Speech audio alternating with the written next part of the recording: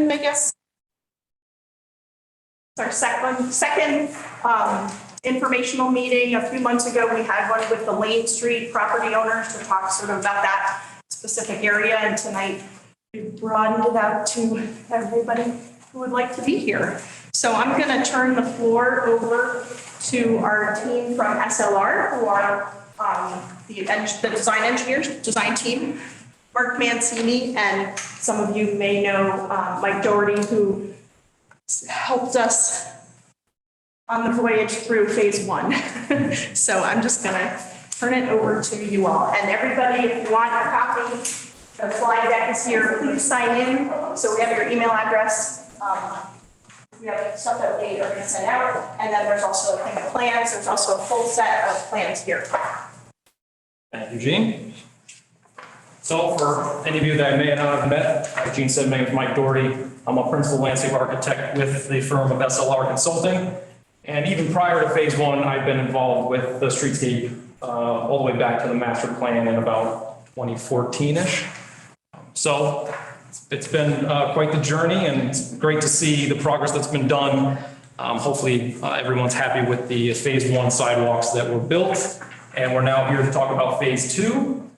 So whether you're on the route of phase two in terms of the layout of it, the properties that are adjacent to it, or just in town, I would like to comment on the plans. We're happy to have you here. So I will give a very brief introduction, a little bit of recap from phase one, and I'll turn it over to Mark to take it from there and run you through the plans that you have in front of you. If you are in virtual land, if you could please put your name and any contact information that you would like to give to us, we would then use that to just have an attendance list for this meeting, as well as disseminate any other information. We can send the plans via PDF that are in hard copy for the people in person. You can also stop by the town hall. There'll be probably a dozen or so sets of plans available to be picked up if you would like to. So just give a little background. I am a landscape architect. Mark is a transportation engineer. Our firm is a multidisciplinary design firm. So on all projects, we like to combine as many expertise as we can. So you get a little bit of a balance in terms of aesthetic value, experience, and a little more of the hardcore engineering that goes into planning the sidewalks and detailing the construction drawings. Currently, we are at 30%. 35%, or we're at 50% now? Okay, sorry. We're 50%. We got to go through certain steps with our VHB, who is the Connecticut DOT liaison for the project. This project is getting funded by TAP grant, which is a little different than the phase one. Gene, if you could, actually, you can go right ahead to third. Oh, sorry, you got it. So a little bit different from the phase one project, which had 3 different funding sources, which included community connectivity grant, Main Street investment, and the local funds from the referendum. This one is a TAP grant. It's a 80-20 match. Looking at Gene. So 80% paid for by the state, 20% matched by the town. So in terms of phase one, hopefully you've been out and experienced the sidewalks, and hopefully they've been more enjoyable than the previous versions. And so that total length of construction was about 6 months. The contract is a 9-month contract. We had a little bit of winter shutdown in there. We actually probably got done with the majority of that construction within 5 months. So by the end of November, early December, we were pretty much done, which was great to get the bulk of that done. Right now, the contract is open. We're finishing closeout to wrap it all up, and we're about $1.8 million in total costs to date. That includes some change orders throughout the process. The contract right now is actually at 1.9 million, and we're not going to use all the funds. There's some pay items that aren't going to get used 100%. And some other ones that didn't get used at all in terms of, we had one, for instance, state police in the budget, but we did not use any. So you can see a similarity, which will probably occur in this project as well. You'll have some pay items that get used completely, while others may not get used all, and some will likely go over slightly. But all in all, in line with the construction budget that the town allocated to the project. So in terms of materials, the second phase that we're talking about today is going to be in line with the materials that are out on the ground installed under phase one. I'm going to let Mark go through the plans in a little more detail and walk you through each location at the end of the meeting. We're hopeful that you'll come up and ask any questions you like, anything at all. And if you could come to the podium and just state your name and your address, that would help us to know. And it would also help for the microphone to pick you up in terms of speaking. And if you're online, you can just go ahead and speak, I guess. We'll have to Raise their coordinate. digital hand. If you could raise your hand. Question in the chat and we'll Okay. get to it. Yeah, or in the chat would help get us an order. Thanks, Mike.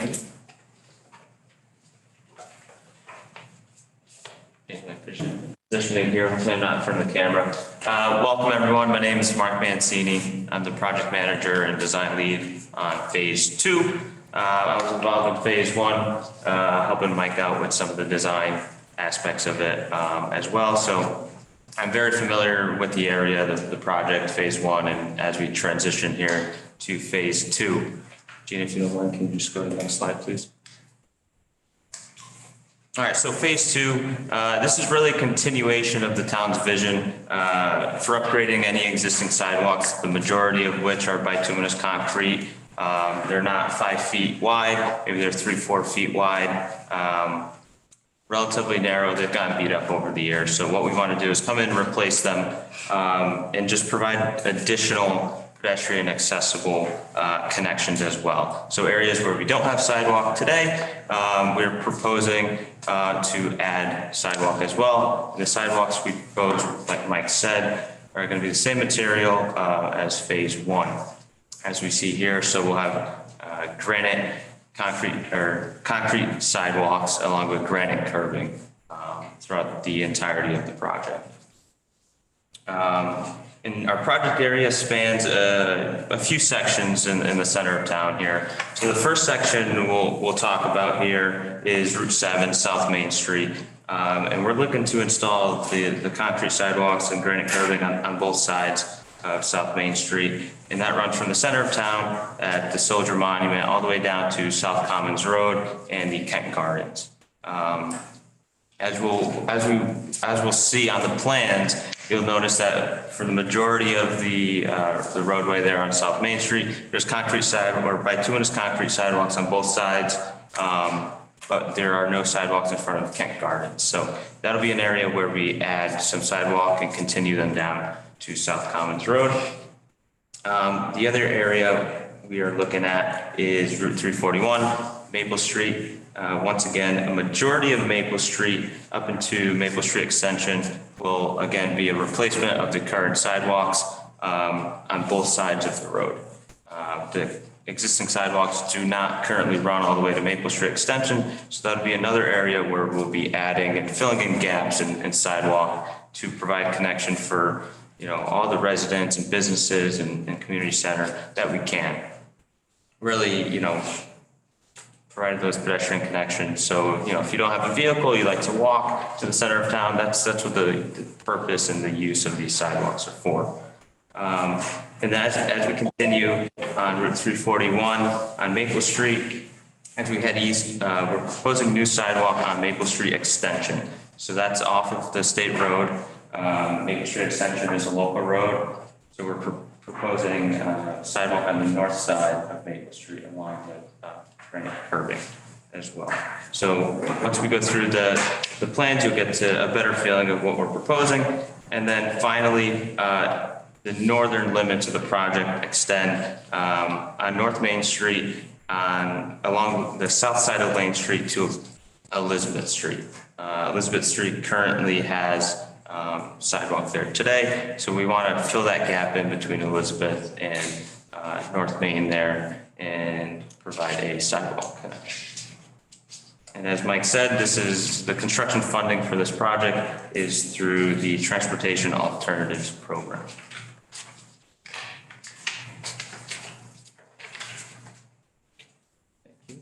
All right, so what are the project goals? We talked about it a little bit. You kind of get a feeling for what we want to do based on phase one, but what we want to provide here is a sustainable transportation, right? Sustainable pedestrian transportation to the center of town. So you could have access to all your beautiful restaurants. I know coming in today, I was amazed at how many people were out there, during the week. I would imagine on the weekend it's very popular, but during the week, I was really happy to see that. So improved connectivity and accessibility to the residential properties, businesses and community centers, as we touched upon. And what these sidewalks do is provide a healthy alternative mode of transportation, right? Instead of taking your car to Main Street, you walk your dog, you go for a little stroll. So it's a healthier mode of transportation versus the vehicle. And lastly, just providing safe and sustainable pedestrian mobility, right? We want our sidewalks to be safe, well lit, and accessible.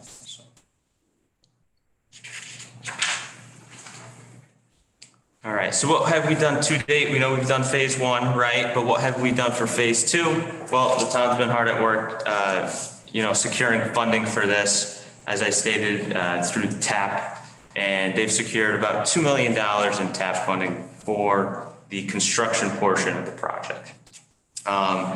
And besides securing the funding,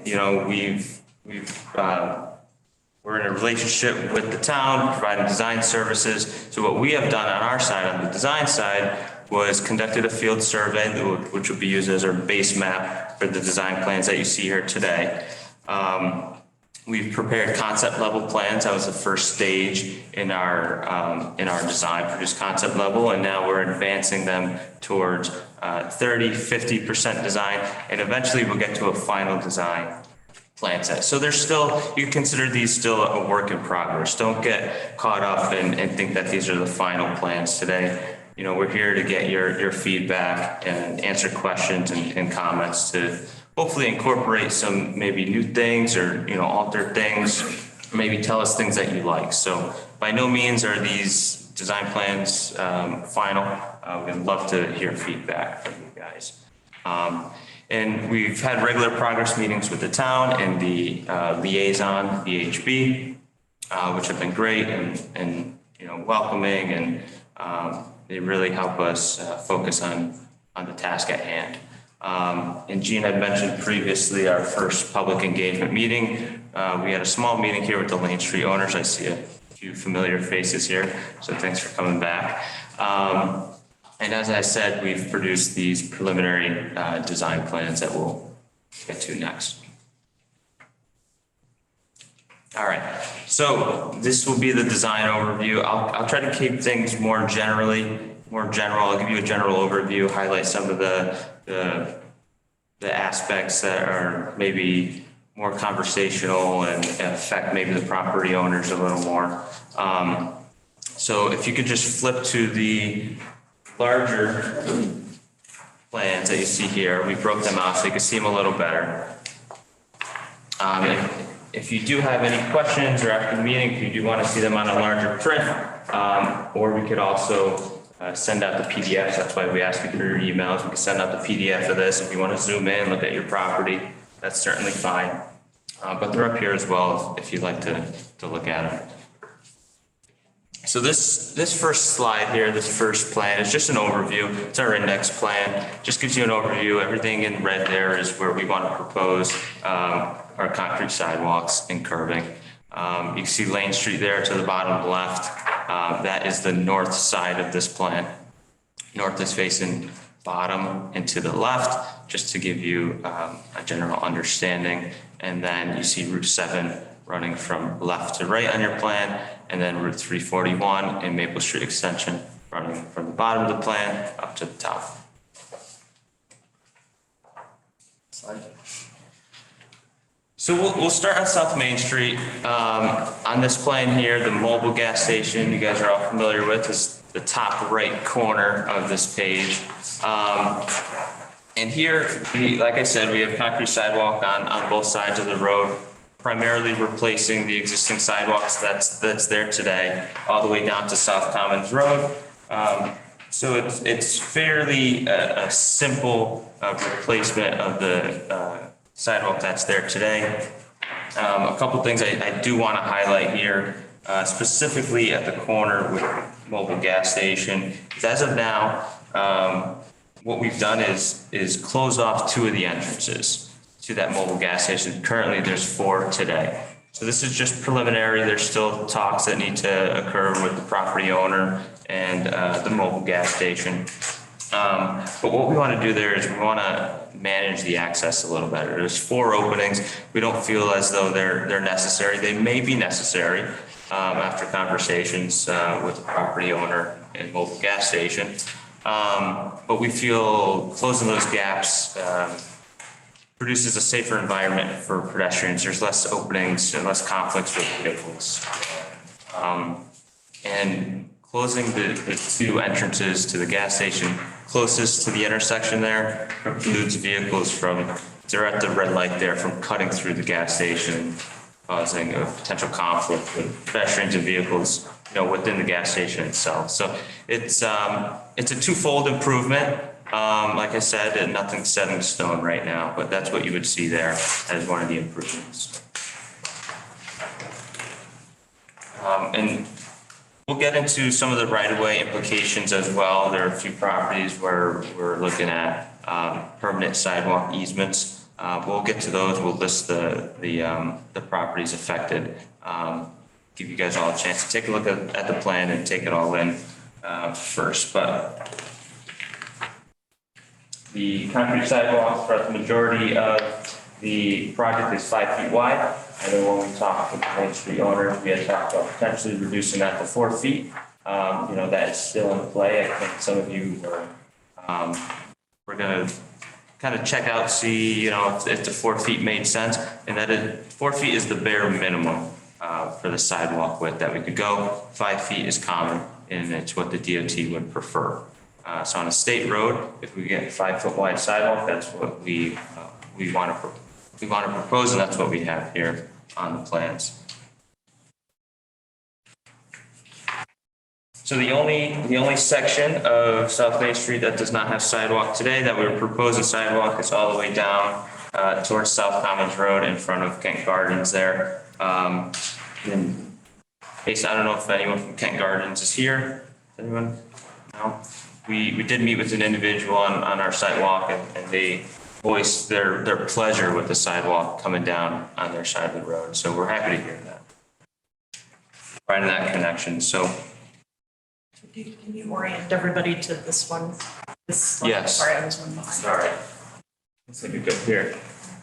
So Kent Gardens is on the bottom side of the plan that you see there. And South Commons Road is towards the top right. So the new sidewalk at the bottom of the screen, the sidewalk is shown in blue. We have a legend here as well.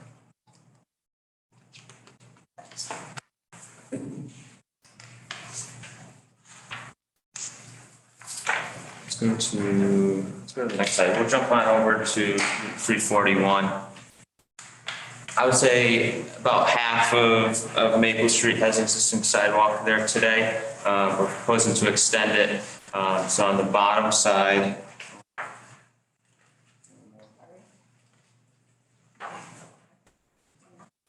right here, yeah, right here is good. So on the bottom side of the screen that you see here, that is the side with the fire department on it.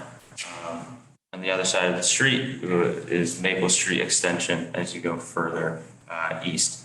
So we're proposing to extend the existing sidewalk on the south side of Maple Street there down to the firehouse. There's probably a one or 200 foot section where it currently ends to where the fire department first driveway is. So we're looking to extend it there to provide access to the fire department as a logical terminus. And then on the opposite side of the road, same thing, 5 foot concrete sidewalk with our granite curbing. And you'll notice that in certain areas where we can add a grass strip, we would like to.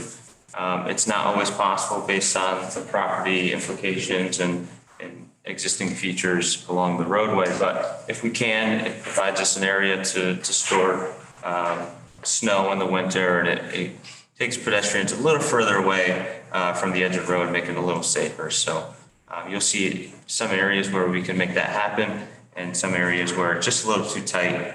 Properties, buildings are too close to the road, so it's not achievable.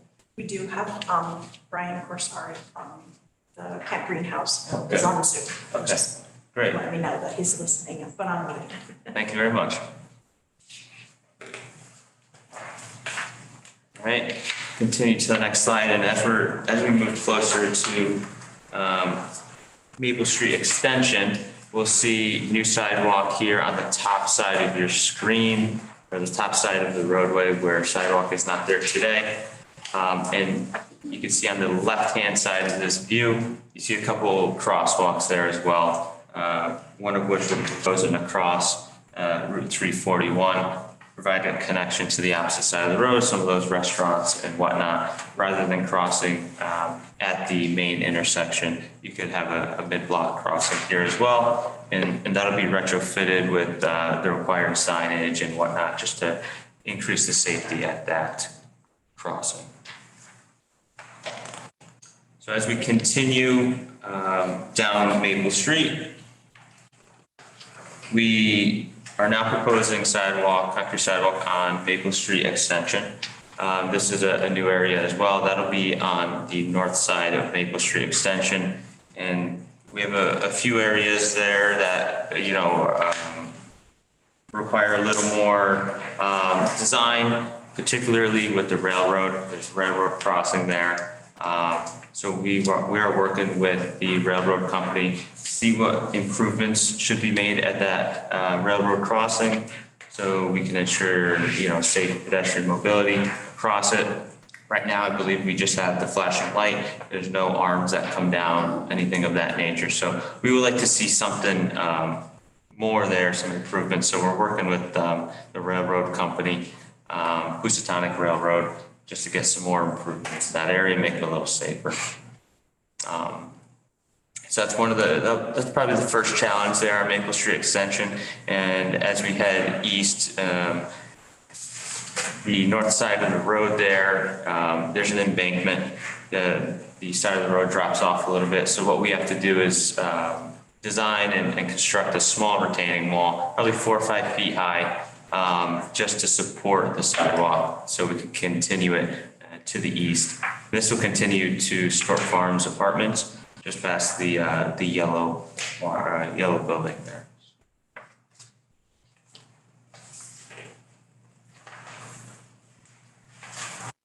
This plan here will show you the terminus of the existing, or of the proposed sidewalk. You see the yellow barn there on the bottom side of the screen, and Stork Farms Apartments towards the top. So that's what we found was a logical terminus. We want to connect the apartment buildings, condos and whatnot to the center of town as much as we can.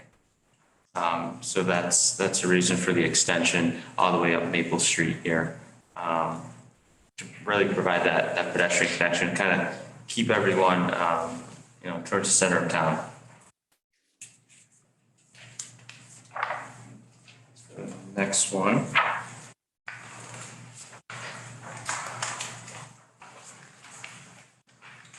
All right, so the last slide we have here, give a general overview. I don't want to get into the nitty gritty of this, but certainly if you have certain questions, please feel free to ask them as we continue here. On Lane Street, these plans might look familiar to some of you. On Lane Street, we're proposing concrete sidewalk on the south side of the road, bridging that gap between Elizabeth Street and North Main Street. There are some implications there. The right-of-way is fairly close to the road, so we're getting close to the right-of-way, but a majority of the sidewalks that we propose here today do fall within the public right-of-way, whether it's on 341, Route 7, Maple Street Extension, or here on Lane Street. There are a few instances where the right-of-way comes very close to the road, so a sidewalk easement will be required. We'll talk about that on the next slide. We felt like keeping the sidewalk on the south side of Lane Street is the best option here, just because we have the existing sidewalk on Elizabeth Street. So it'd be a natural connection and flow to Main Street as well. On all these plans, you also notice we have called out the protection of existing trees, and there are a few existing trees that are called to be removed.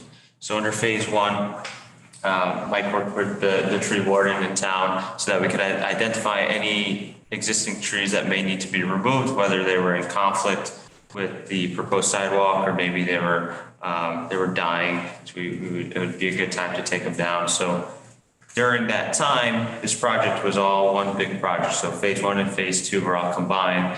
So at that time, we were able to evaluate the trees throughout the border, both phase one and phase two.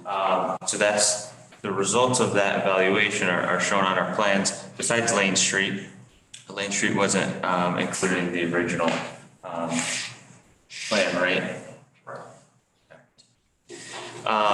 So we'll evaluate those trees again. We'll just make sure, if any have fallen down since, or maybe some could remain based on a redesign, that will occur again. We'll work with the tree warden in town to ensure that. You'll notice there's no drainage improvements besides what you see here on Lane Street. There are some existing catch basins that we're looking to replace the tops, so that you'll see those here on Lane Street.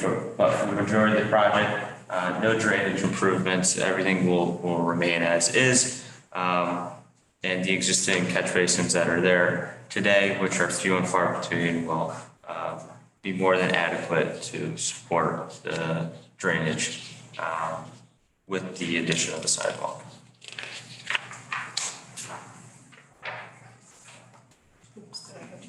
No, you're good. So that was a brief overview of the design plans. So I did touch upon some of the right-of-way impacts. That might be a big reason why some of you are here today. So we just want to touch upon that a little bit. And there's a few different right-of-way impacts that we'll talk about. The first of which is a right. So right to grade, right to reconstruct someone's driveway, or the right to install a sedimentation control fence. So those are primarily the three that we are proposing or meeting on this project under phase two. And I'll get into the definitions of those on the next slide.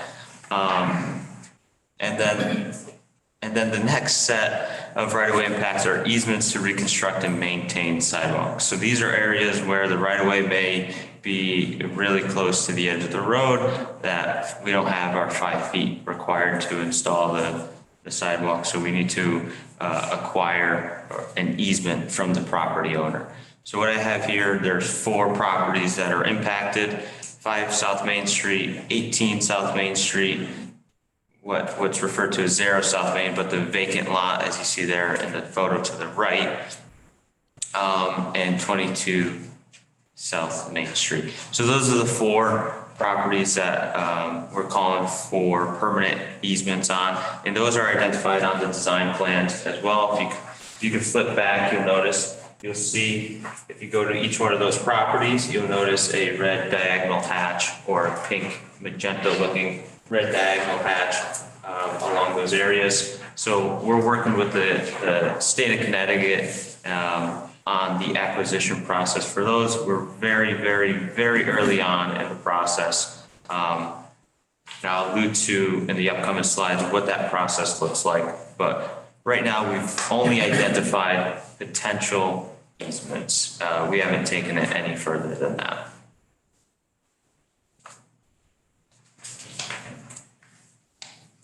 So these are the 2 definitions. You might ask, what's a right? We've provided definitions here in the slide. For the purposes of the presentation, I'll just read through it. But the first one there, what's a right? It's work on private property that is considered a temporary or short duration inconvenience to the property owner that requires a right. And this work is primarily resulting in a betterment to the property owner. It's typically considered a right as well.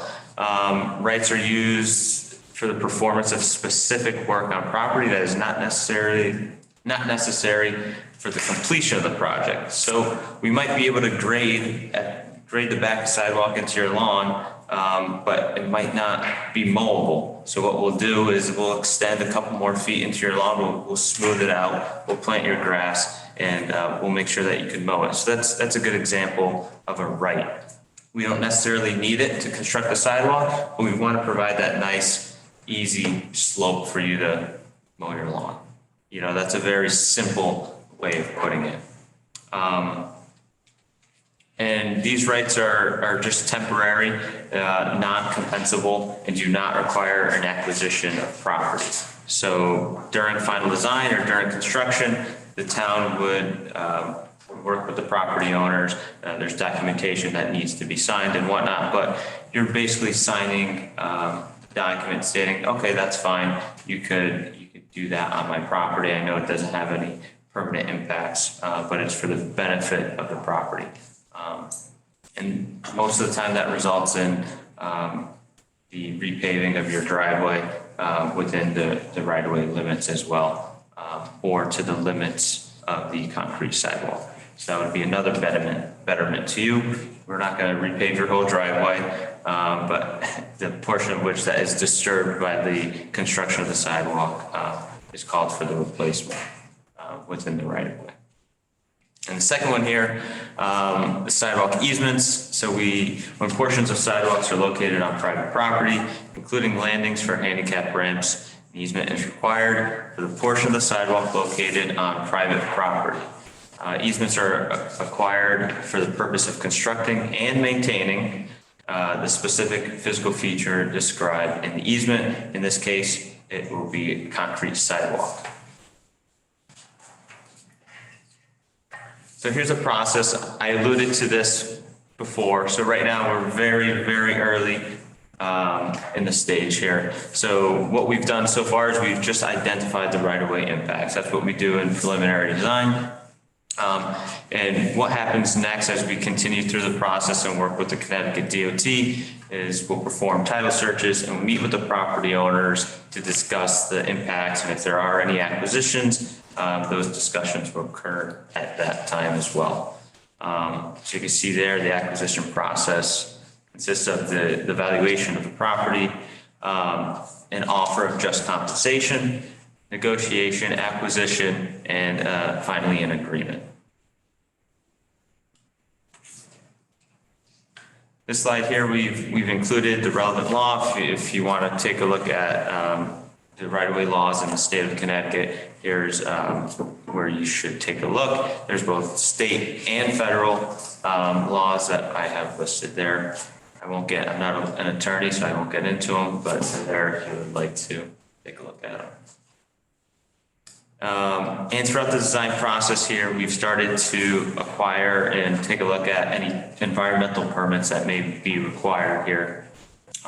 So the first couple here, we've started coordination with SHPO, the State Historic Preservation Office, and what they've done is a historical and archaeological investigation performed within the project area, and that's in compliance with Section 106 of the National Historic Preservation Act, and the Office of Environmental Planning, OEP, conducted this investigation, and they determined no adverse effects to historic properties within the area, which is good. I want to make sure we're preserving the history of Kent and the project area. So what we found here, or what OEP found, was no adverse effects. So we're not impacting any historic features or archaeological features within the project area. And that document is available upon request. Feel free, if you'd like to obtain a copy of it, we could email it to you. And then the second one here is through the National Diversity Database, NDDB, and what is done through the NDDB is an assessment of the critical biological resources within the project area. And Connecticut DEP found that there are no negative impacts to the state listed species. Oftentimes we might found, let's say, eastern box turtles are within the project area. So during construction, the contractor has to make sure, okay, if you see these turtles, you have to put up your silt fence. And actually, I've had a project where if you see the turtles, you have to take it from one side of the road and carry it over to the other side of the road. So we want to make sure we're protecting these species. Luckily for us, we will not encounter that under this phase 2 project. And as we move into final design, we'll start undertaking some of the additional permitting. We'll start getting into the local permitting, local inland wetland, local planning and zoning, and then this will also require an Army Corps of Engineers permit as well. And this slide here is just to let you know that Route 7 is designated as a scenic road. So any comments regarding Route 7, and that'll coincide with any additional comments as well, are due on August 1st of this year. All right, this is why everyone's here. How much does it cost? So bottom line here, we have 3 categories as we see here. 2023 contract items subtotal, about 1.6 million. And then we also throw in contingencies and incidentals to construction. Those are, things that come up during construction, unforeseen conditions. We always want to have an allotted amount of money if those do come up, because oftentimes things aren't cut and dry during construction. Something may pop up, so we have contingencies for that. And then incidentals to construction, which will help cover the cost of inspection and whatnot during construction as well. So that brings us to a total cost of approximately $2,037,000. So just over the $2 million that the town received. Actually received 2.35. 2.35, okay. That's what I thought initially, okay. So we received 2.35, thank you for clarifying that. So we're just under that, we're just there. So we'll work and refine that as we go through final design. That may fluctuate a little bit up or down, depending on the level of detail that we put into the plans, so, and anything that may come up. That's it. Oh, project schedule. All right. So preliminary design was completed in March of this year, 2023. So right now we're going through our coordination efforts, our public engagement, property owner coordination. And then we plan on finalizing the design in early 2024. So there'll be a few months here at the end of 2023, a few months in early 2024 to finalize the design. And this involves coordination with the Connecticut DOT, and within that is the right-of-way acquisition process that we alluded to. And I just made note of that there because the review process and the right-of-way acquisition process sometimes takes longer or shorter than anticipated. So the project schedule will largely depend on how quick that process goes. There may be a property owner who's out of town or whatnot, so we'll have to track them down and have those conversations and come to agreements with them. So sometimes that lengthens the project schedule.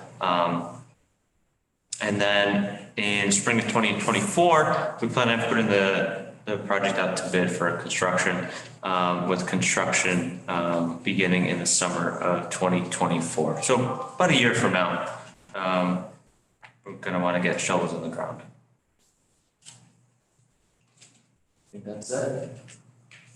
All right. Any questions? If you could just come up, state your name and address, please. Hi, Mike, how are you? Good, how are you? Catherine Backrack, 231 Macedonia Road. I was on the first Streetscape committee. I admire your staying power. Been with this for a long time. And I'm delighted that we've gotten as far as we have. I have a couple of comments and a couple of questions. You mentioned the gas station entrances, and that is a question that came up repeatedly during the first Streetscape meetings, and it was to a great extent.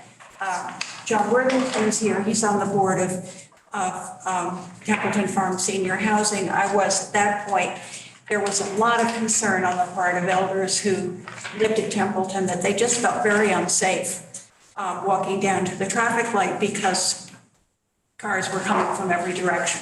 And I think all of us have seen cars and trucks actually take a shortcut through that parking lot. So that should address that issue, and I'm very grateful for that. Sound check person on Zoom. Okay? Hopefully that's a little bit better. It's not my husband. No, it's not.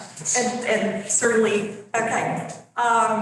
So that's a wonderful step in the right Still a direction. work in progress, but we feel as it's a benefit to the project. So we'll work with the property owner and local gas station to see if we could bring that to fruition. We understand the safety impacts of it. Are you able to do anything about the signal box that is at that corner? Or are you just going to sort of work around it and hope that the sidewalk is wide enough for people to get through? We will ensure that there is an ADA accessible sidewalk in front of that box. it's a messy corner. It's a messy corner. We understand that. There's room for us to work within that and provide an ADA accessible space, whether it be a 4-foot wide or 5-foot wide sidewalk. Okay. I'm happy and concerned to see the crosswalk at Swift Lane. Okay. I think it's a good opportunity for people who are going to the firehouse or going to Templeton Farm to walk across at that point and maybe feel safer on that side of the street. I'm concerned about the speed of the traffic coming around that corner. And I noticed that you have a signal, to notify people that there's a pedestrian crossing. But I wonder whether it would be wise at that location for it to be, if possible, a flashing light, so that it slows traffic down in the way that there is, for example, at Hotchkiss School. I just think there's a real safety issue there. Of course, yeah. And since I'm standing up here, I want to credit a couple of people and honor a couple of people because I don't think they have been honored. In 2012, Bruce Adams, Dick Lindsay, and John Casey went to the Main Street workshop. And as a result of that, they wrote the grant application and got the $10,000 Main Street planning grant. And from that, we are where we are. Unfortunately, Dick Lindsay passed away in April. And Mike Everett, who was the chair of the first committee for years and years, passed away years ago. And I think we would not be where we are without them, and I just want to credit them. Thanks. We have a question in the chat. I heard some talk about turning Lane and Elizabeth Streets into one-way streets. Is that accurate? Not for this project. We did. Certainly something the town could potentially There was, consider. at that Lane Street meeting, somebody did mention that as a possibility. Oh, Lane Street. Lane, yeah. Main Street, yeah. It's definitely a possibility. I don't know whether that's under this project or another project. That would require additional, survey, design and whatnot, and analysis to really look at the traffic flow and just to see if it'll work. So it's a great comment. I think that's something maybe, Gene, I think that's something we could talk about, certainly, if that's under this project or another project. Would that require a traffic study with DOT because it intersects into a? Most likely, yep. The DOT is going to want to see how it affects their road, yep.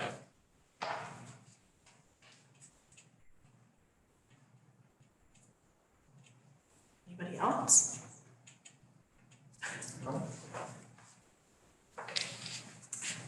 Hi, I'm Lynn Worthington. I live at 41 Kent Cornwall Road, which is not part of the area, but I'm an interested resident. I remember with the first phase of Streetscape, there was a lot of seeming delays dealing with the easement process. And I'm wondering, were there lessons learned that this one we can do differently and it might not have so many hangups? There's definitely lessons learned, yeah. Yes. Hard to say. Lessons learned. Pages and pages of lessons learned. So, yeah, the greatest lesson is having less easements to gain, having less rights to gain. We had probably triple the number here at least. I think we were close to 20, phase Yeah, one. I think it was 22. So having only 4 or so, maybe it goes up a little bit, makes that a lot easier. And then I think we can get the town attorney involved early on, get that process just moving a little bit faster. And we have a template for that letter. Right, so. That's done. Yeah, the other part of it is that, the town doesn't do a ton of construction projects, so there's a little bit of a learning curve for all involved to get on the same page, get the documents in the right order, because we are having to follow, different guidelines. So even though it's a very similar project, the TAP sometimes will have different guidelines than the funding sources that we were dealing with on phase one, which throws a little bit of wrinkles into it, but overall, for rights of way, it's pretty much the same process. So now that we've done it for phase one, definitely should be streamlined. The only part that Mark kind of mentioned was if the property owner isn't living in Kent or a little bit more difficult to get in contact with, that sometimes also delays the process. So along those same lines, were there lessons learned about working with the railroad? Because I remember that was another thing that took forever. And have they been responsive to the initial outreach? We've had conversations with them. It's not to the level that we would like to advance, so that's going to be a priority for us moving forward. Thank you.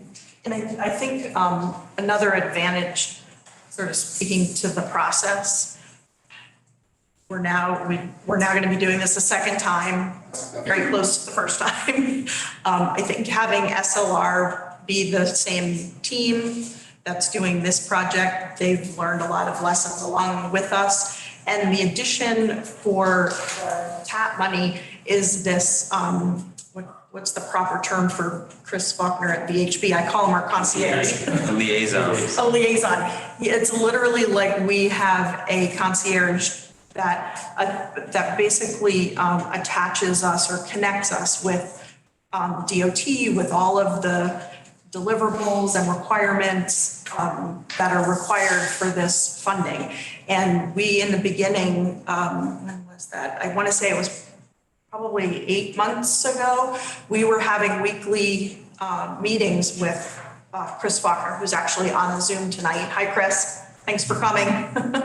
And every week we would meet and he would walk us through. He provided templates. He knows how this process works, and he really has guided us through this process versus us sort of going, okay, how do we write up a letter for the Hartford Current that has to go in by such and such a date? He said, here's a template, find a replaced town of for Kent, and send it back to me for approval, and we'll get it up there. So he's able to really help us move all of the tiny details, and there are so many of them, along much, much more expediently. And he's done this plenty of times, so it's been a great process so far.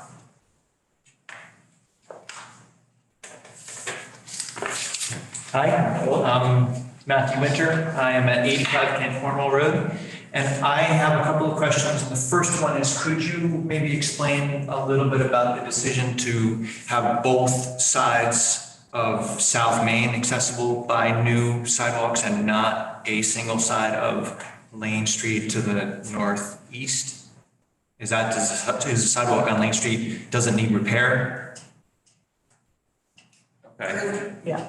So if you could repeat, so on both sides of South Main Street is your first? Yeah, so we're going both sides of South Main Street on both the let's call it the east and the west, right, to be simple. Yep. All the way down to South Commons. Yep. South Commons Road. Currently, there's, for the majority of that stretch, I believe, there's sidewalk on both sides of the road besides the area in front of Kent Gardens.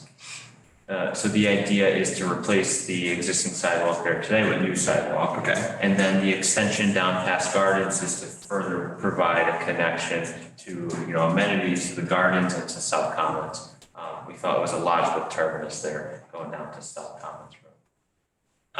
And part of my, I don't want to say objection to that, but part of my concern about that is that there's no sidewalks on that north and east segment of Lane Street. I'm sorry, Elizabeth Street. That's On the opposite side. that's right. We're not doing anything, and I wonder is that sidewalk not necessary, or is the sidewalk currently there now and good enough repair that we don't have to replace it? Okay, so the existing sidewalk, currently it's wide enough, I can say that. It's wide enough, and the state of it is in much better condition than the sidewalks on the state roads.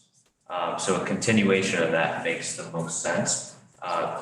Albeit there may be further projects down the line, maybe there's a phase 3 that comes in, and maybe over that time period, that sidewalk does become, disturbed for whatever reason, and that would be a potential project where we would replace it. But I believe the condition of it now and the width of it is suitable for our needs. To further provide a connection. Okay, So the basic question, why are we doing both sides on South Main and only one side on Lane? why are we doing both sides on South Main and nothing on Elizabeth Street? So Elizabeth Street was never part of the project. And the Lane Street meets I don't know what really the proper word is. It creates that connectivity and Close the gap. yeah, closes the gap for pedestrian sidewalk. So there's already an existing sidewalk on Elizabeth Street. There was one, we did the improvement on Bridge. We did the improvement on North Main. Now we're connecting it on Lane. And it makes sense to do it on the same side, so you don't have to cross the street anywhere on that. Yeah, no, it all makes sense. What just doesn't make sense to me, and it would be my opinion to not do it all the way down on the west side, to be simple, of South Main, that new section, and then do more on Elizabeth Street. Gotcha, okay. Oh, I see. So do a swap of the additional sidewalk on South Main and replace the existing on Elizabeth. Right, because then everything. So it's all new, Lane, Elizabeth to Bridge. Yeah. Okay. And then the other question I have really has to do with details, and I know you're only at 50%, but do you have details that you can share to date? Yeah, we have a complete plan set for the presentation today. We've simplified it and put the area on the background, but we have a full plan set with details. Great, and this is my question really with the details has to do with the curbing and the change from the plan set curbing in phase 1 to the alternate curbing, and are you going to specify the alternate, let's say, in the current set, or are you going to specify what was originally specified? We're gonna take a lesson learned on this approach. Well, so what If we was can. specified was granite curb in the first phase. So what we got met all the parameters for the granite curb in terms of compressive strength and ANSI testing. So we are not locked into the same product that we used in phase 1, if that's what you're getting at.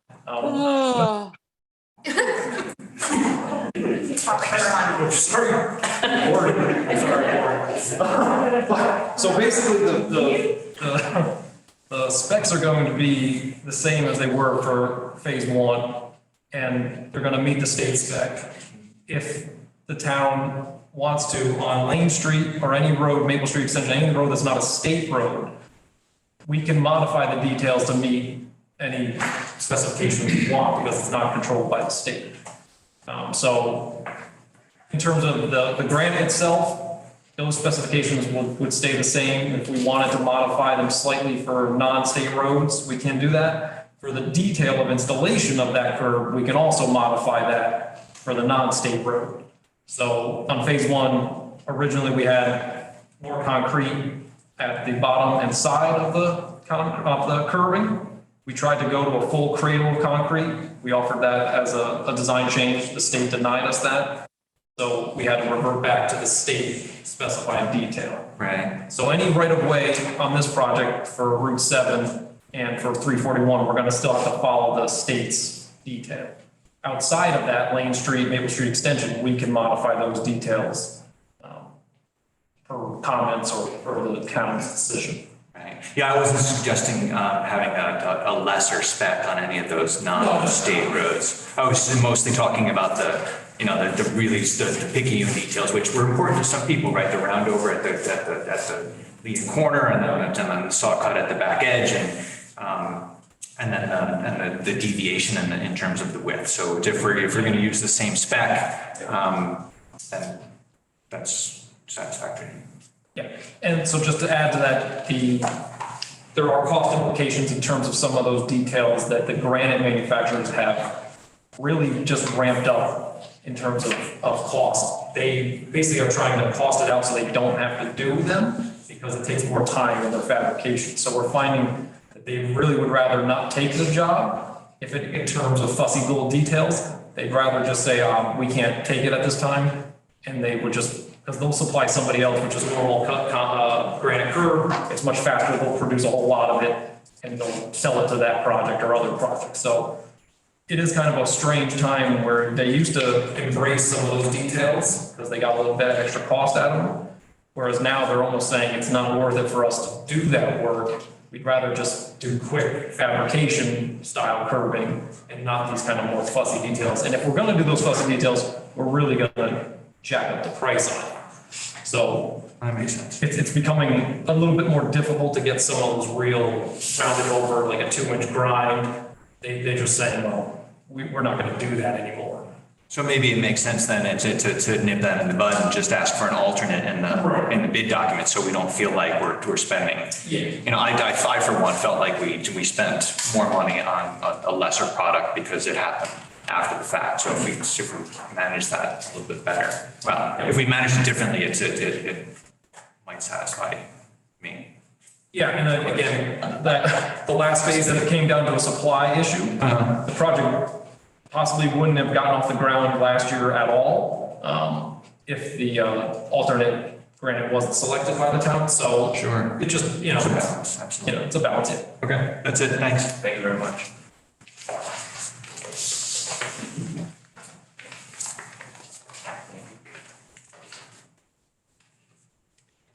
Nancy Schaefer, 11 Brown Road. I'm here as both an interested resident and also on behalf of the Garden Club, which is after the lovely first phase was completed, replacing the benches along mostly Main Street. And I just want to say, in regards to that, first that we now have more interest in bench placements than we have places to put them. So if there are any, as you're going through this process, the least of your concerns, I'm sure, but if there are any spots identified where a bench might be desired in the future, if we could just kind of earmark that, and then we will be able to promise a location to somebody who would like to. Nancy and I had talked about this a couple months ago.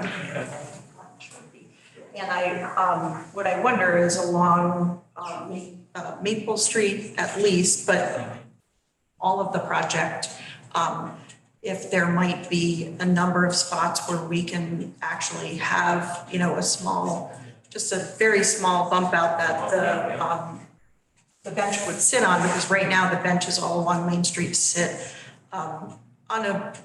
basically on the ground, right? And, they certainly would look tidier and would be, I just worry about them sitting on uneven ground.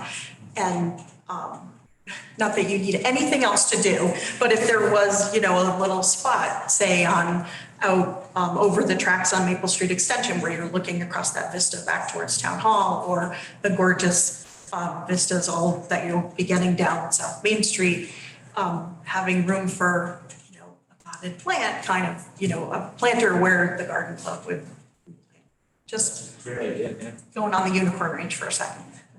And the benches that we're using are in fact made, the construction is that the metal parts are made to be lagged onto concrete, so. Okay, good. That's We'll look for areas where the right of way is larger, so we can limit the impact to private property. That would be great.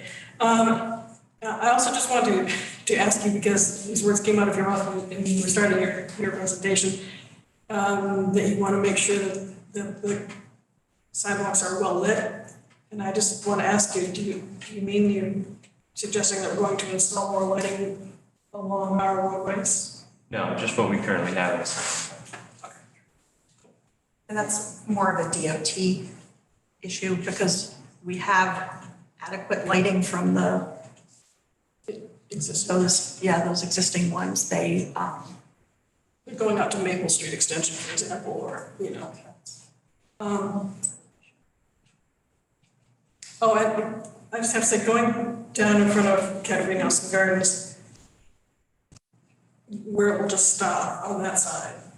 I mean, it'll just stop wherever, anyway, but what an extraordinarily dangerous piece of roadway that is to suggest that people might cross the road at that point. Are we considering that? How? We're not considering a There's a crossing. passing lane there, and it's. We're not considering a crossing there now. We don't have one proposed, so the idea would just to, maybe future development or something, maybe tie into it. Fingers crossed. I think it's currently ending at the existing driveway today, so in theory, you would, if you're shopping at Kent Gardens or visiting, you would visit, and terminate at the driveways.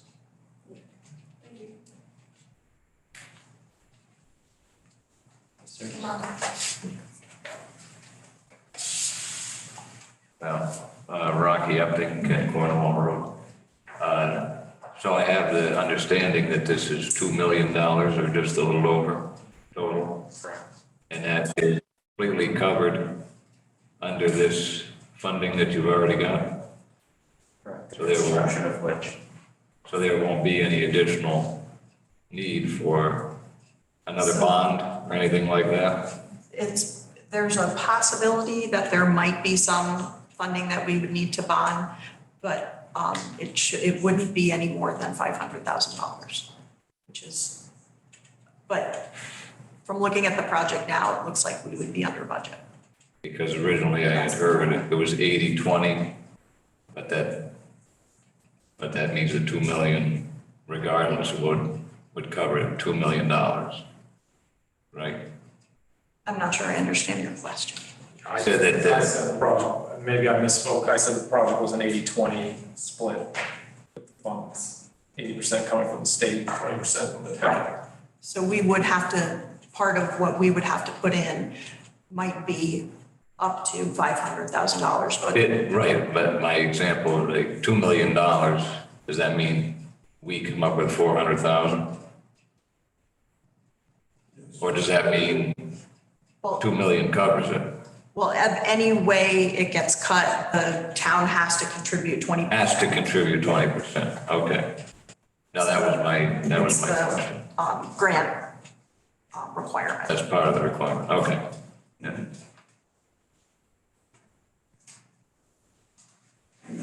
Excuse me. I'm John Degnan. I live on Lane Street, and hello, everybody, and thank you for hosting this meeting tonight. I understand that there's a little bit more money on the table here that's not being spent. I would urge you to take the proposal and include a review of the drainage on Lane Street. Currently, the crown of the road is higher than just about every front yard that is on that street. The catch basins don't drain properly, and in fact, there's an area that the town owns that we affectionately call the pond, because in every rainfall, the water discharges off of the roadway. It never reaches the height of the catch basin. It pools on our property, the town's property, and eventually drains into the bituminous pavement that has been eroded. So that's just our case. If the design engineer goes down Lane Street and takes a survey point to the front of the house, I'm sure he'll see that the drainage needs to be addressed, or we're going to exacerbate a problem that existed when the town decided to repave Lane Street. So this is something that's been going on since then. And I think we have a perfect opportunity to correct the situation and to actually benefit the homeowners that live on that street as opposed to making it difficult. Now, on my property alone, there's a number of buildings in the large parking area. We use the laser to shoot a grade from the apron in front of the garage to the height of the crown in the street. It's higher. The street is higher than the apron, and obviously the apron predated the improvements to the street. So I'd like to know if the town is prepared to assist us in recognizing that the grade is very shallow, but it works up until it gets to the pond. Thank you. What number is on that? Sorry. That's 13 Lane Street, but you'll see that the entire drainage along the south side of Lane Street, where it meets your right-of-way, acts as a swale, if you will. And as soon as the swell gets interrupted, it discharges onto the private property or onto the town's right-of-way. And it is definitely not going to be an improvement if an 8-inch sidewalk interrupts that drainage even further. We'll have a bigger pond on our side of the property. And that's just something that I think is completely unfair and should be acknowledged that within the town's scope to correct. Thank you.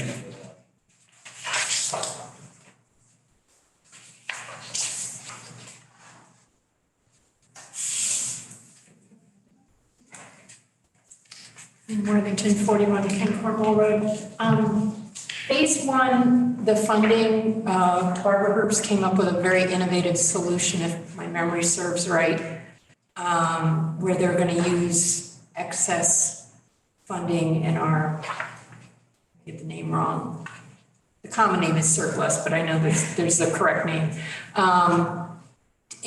Jean, am I remembering correctly that she said she was hoping to do the same thing with this project, where she could use excess funds toward the project? I would not want to trust my memory with.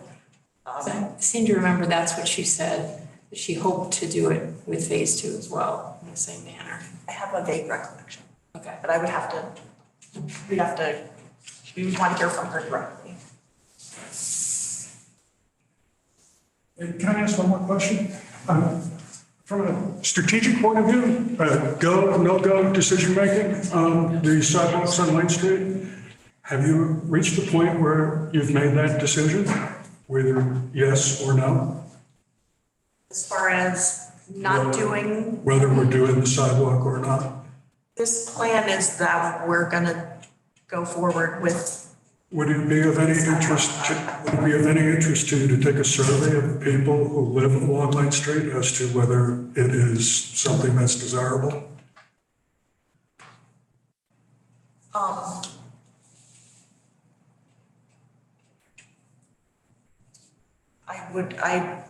It probably would be, but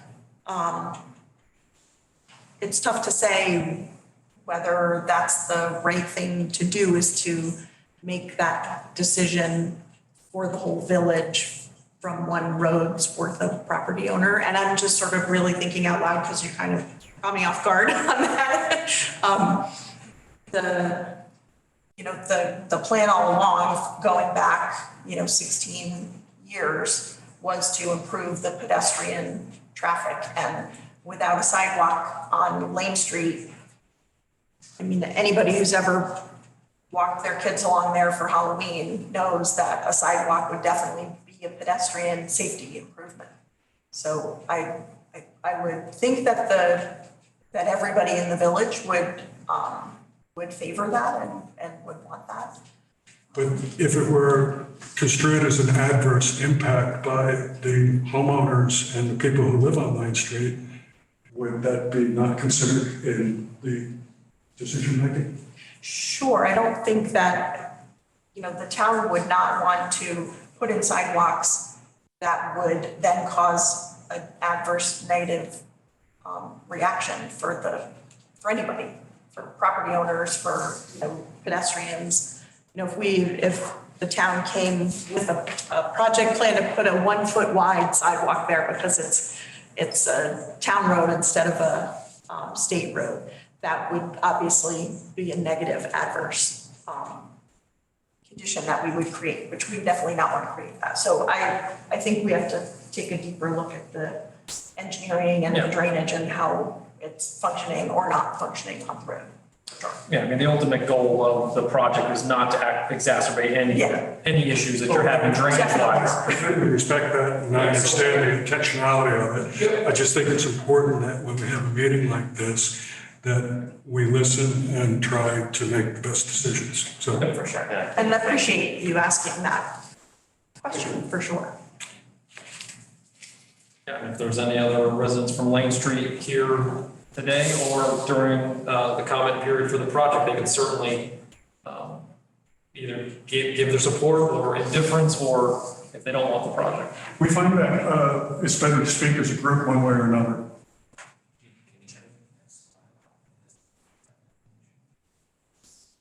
So I have, we're gonna put the contact information back up. I can figure out where I am.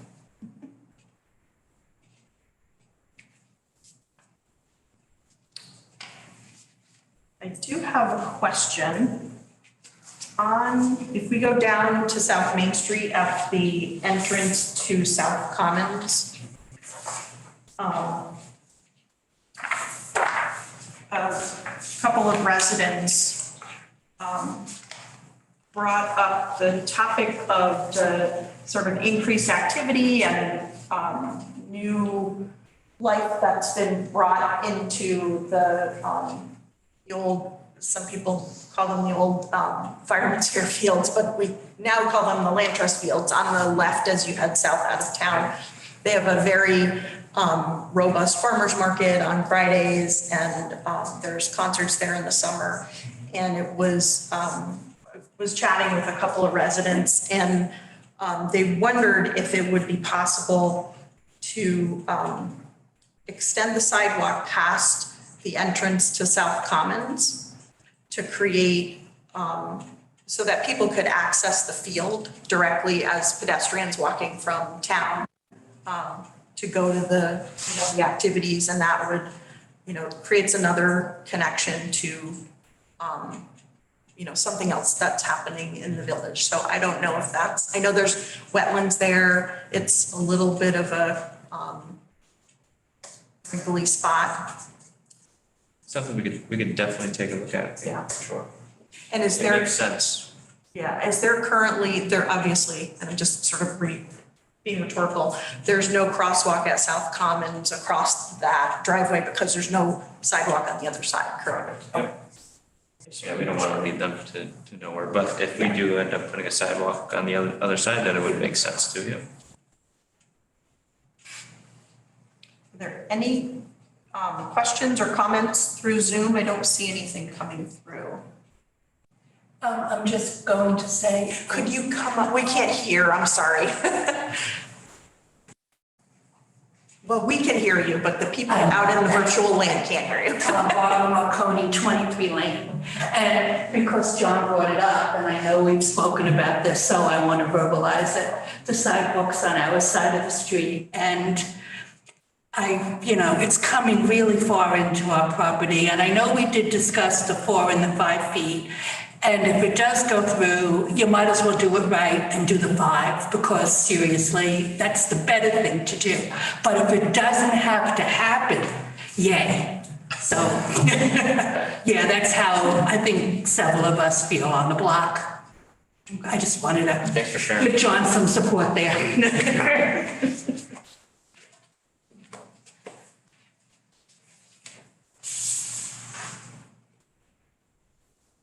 If anyone else has questions, 2 weeks after this meeting, the contact information is up on the screen.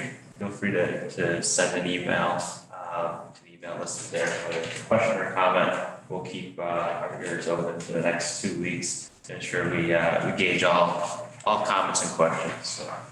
And if your vibe is not email, you can always send a letter to the First Selectman's office, and we'll make sure it gets all collated and up to SLR so that see those comments Yeah. or And drop it that, off. that 2-week period is really a timeline that's set by the funding and the state process. So I'm sure you know, Gina's, I don't want to say her door's always open, but it is.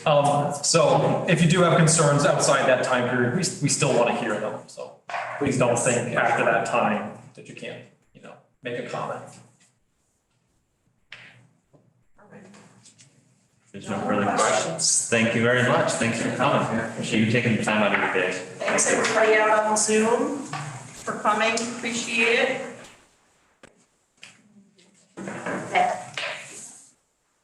Yeah. Yes.